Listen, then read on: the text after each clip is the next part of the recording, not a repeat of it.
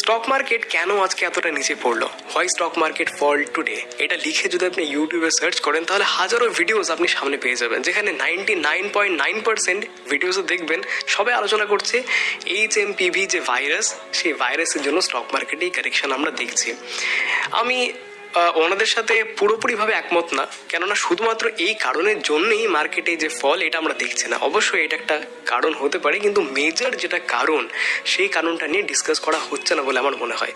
সেই কারণটা হচ্ছে কি, জিডিপির ফোরকাস্ট। আগামীকালকে সরকার একটা রিপোর্ট পাবলিশ করবে যেখানে জানাবে যে আমাদের ইন্ডিয়ান ইকোনমি কত পার্সেন্টেজে গ্রো করছে।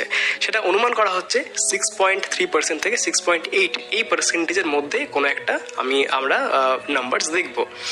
তো এই যে পার্সেন্টেজ, এটা কিন্তু লাস্ট 4 বছরে 2021-22 যে ফাইন্যান্সিয়াল ইয়ার থেকে এখন 2024-25 ফাইন্যান্সিয়াল ইয়ার, লাস্ট 4 বছরে 7%-এর কম কখনো হয়নি। কিন্তু এবার এক্সপেক্ট করা হচ্ছে যে সেই জিডিপির গ্রোথ রেট সেটা 7%-এর নিচে নেমে আসবে। মানে লাস্ট 4 বছরে যেটা হয়নি সেটা সামনের দিনে হতে চলবে।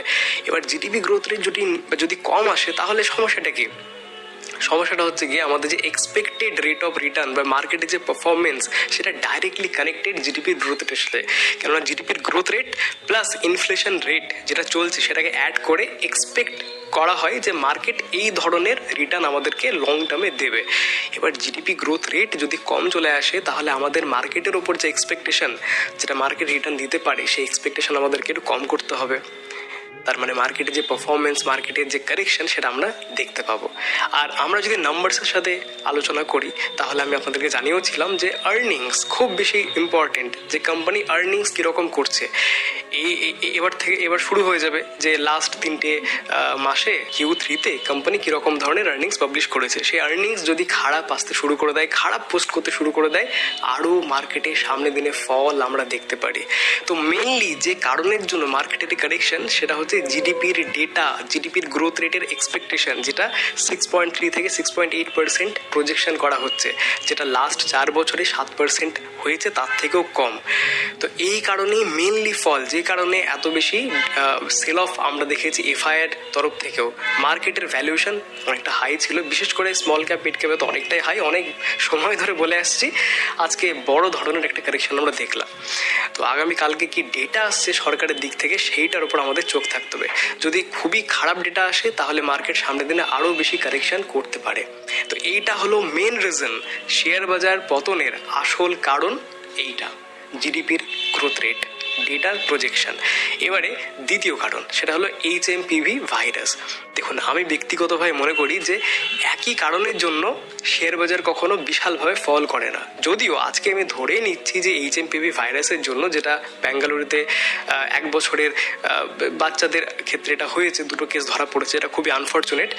কিন্তু এটা যদি স্প্রেডও তো হতে পারে, একদম এটা কোভিডের মতো স্প্রেডও করতে পারে। বলা হচ্ছে চায়না থেকে ভাইরাসটা এসছে, হতেই পারে কোভিডের মতো যেটা স্প্রেড করে তাহলে লকডাউনে যাওয়ার সম্ভাবনা ইকোনমিতে রয়েছে। আর সেটা যদি হয় তাহলে মার্কেট পড়বে, যেরকমটা কোভিডের ক্ষেত্রে আমরা দেখেছিলাম। টুইটারও এখন এটা ট্রেন্ড চলছে #লকডাউন বলে। আমার ব্যক্তিগতভাবে এটা কিন্তু একদমই মনে হয় না। কেননা 2টো কারণ আছে। প্রথমত, একটা কথা আছে না বাংলায়, যে নাড়া বেলতলা একবারই যায়। তো প্রবলেম যে মার্কেটের আপনি একদম পুরো হিস্ট্রি দেখে নেন, এত বছরের একই কারণের জন্য মার্কেটে বড় ধরনের ক্র্যাশ কখনো হয়নি। ক্র্যাশ ইন দ্য সেন্স যে 20%-এর বেশি ফল মার্কেটে কিন্তু কখনো দেখা যায়নি। হ্যাঁ, ছোটো মোটো কারেকশন হয়েছে, কিন্তু সেটা খুব তাড়াতাড়ি রিকভারও করে গেছে মার্কেট, এটাও আমাদেরকে মনে রাখতে হবে। এই ধরনের ভাইরাস জনিত যদি নিউজের জন্য মার্কেট কারেকশন করেও, তাহলে সেটা শর্ট টার্ম বেসিসে সেটা খুব তাড়াতাড়ি রিকভার করবে। আর আমিও এটা এক্সপেক্ট করবো যে এটার জন্যই যেন হয়, কালকে জিডিপির যে ডেটা সেটা যেন ভালো চলে আসে, তাহলে দেখবেন মার্কেট কিন্তু দারুণ সুন্দর রিকভার করে নিয়েছে খুব তাড়াতাড়ি। তো ভাইরাসেরটা সেটা আজকে ভ্যালিড, 2 দিন পর যখন মার্কেট রিকভার করে যাবে তখন আপনি বলবেন যে ভাইরাসেরটা, মানে ভাইরাস তো আর উড়ে গেল না, তাই তো ভাইরাস তো থাকবে তখনও। 2 দিনের পর যদি মার্কেট রিকভার করে যায় সবাই সব ভুলে যাবে। কিন্তু মেন যেটা সেটা হচ্ছে গিয়ে নাম্বারস, জিডিপির, সেটা চেঞ্জ হবে না। আপনি ভাইরাসেরটা হয়তো নতুন কোনো কিছু টিকা আবিষ্কার করে সেটাকে থামিয়ে দিতে পারবেন, সেটা স্প্রেড আর করবে না, খুব ভালো নিউজ আসবে।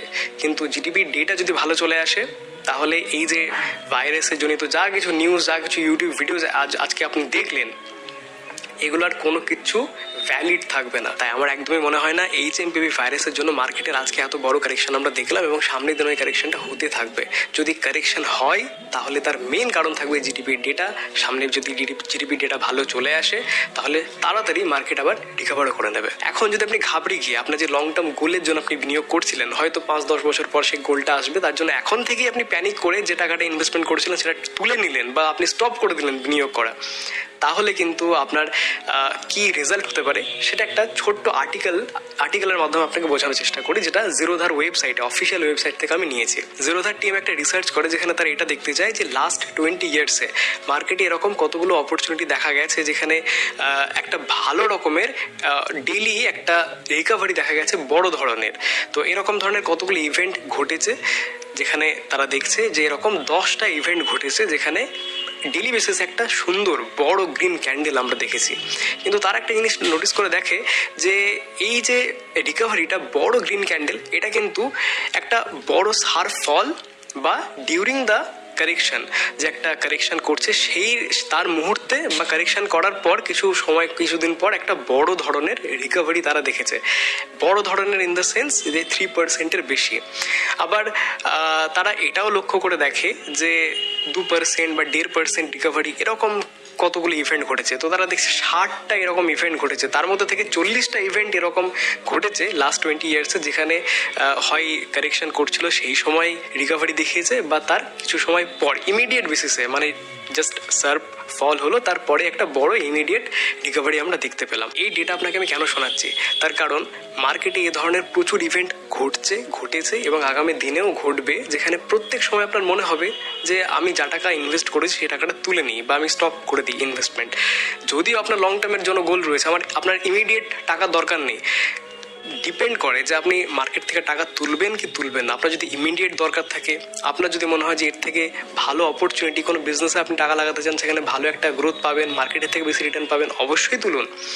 কিন্তু আপনার যদি লং টার্ম গোল থাকে, আপনি 8-10 বছরের জন্য 15 বছরের জন্য বিনিয়োগ করছেন একটা নির্দিষ্ট গোল অ্যাচিভ করার জন্য, আজকে এই ঘটনার জন্য আপনি প্যানিক করে দিয়ে তুলে নেবেন, তো পরে ভাববেন যে যখন আবার মার্কেট পড়বে তখন আমি আবার বিনিয়োগ করব, এটা হয় না। এটা 99.9% মানুষ করতে পারে না। মার্কেটকে যদি আপনি টাইমিং করতে চান তাহলে আপনাকে খুব স্মার্টলি প্লে করতে হবে। সহজ না, কিন্তু সম্ভবও।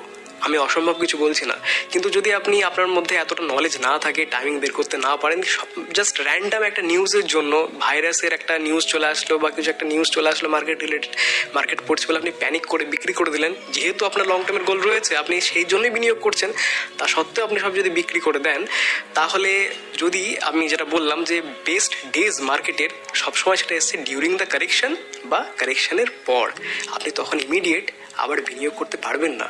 সেক্ষেত্রে আপনার সেগুলো মিস হয়ে যাবে। সেটা যদি মিস হয়ে যায় তাহলে তার কনসিকুয়েন্সেস কী হচ্ছে সেটা আপনাকে দেখাই।